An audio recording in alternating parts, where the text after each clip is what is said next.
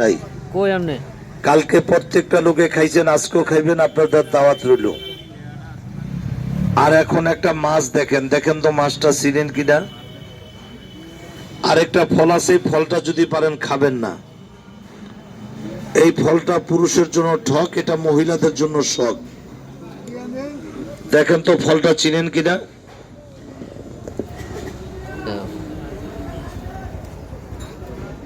শখ, দেখেন তো ফলটা চিনেন কিনা।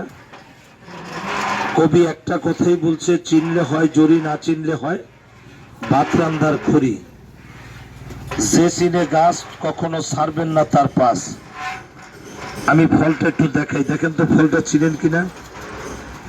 আমার আল্লাহ গাছের মধ্যে মাছের মধ্যে কি দিছে দেখ। আরেকটা ফল আছে, ফলটা খাবেন, ফলটা পুরুষের জন্য ঠক। গাড়িটা কি একটু হালকা সামনে রাখা যায়?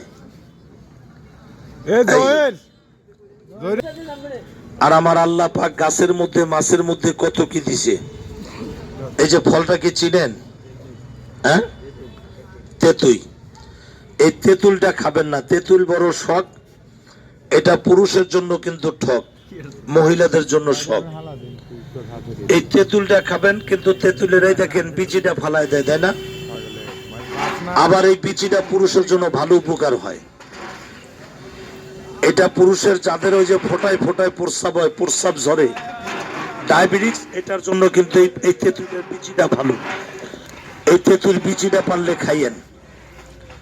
আরেকটা ফল আছে, দেখেন তো চিনেন কিনা। আমার আল্লাহ ফলের মধ্যে কত গুণাগুণ শক্তি দিছে। এই যে ছোট্ট একটা ফল আছে, এই ফলটা কি চিনেন? হ্যাঁ,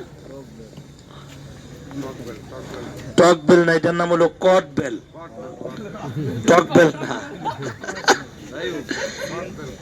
হ্যাঁ, এটার নাম হলো কট বেল।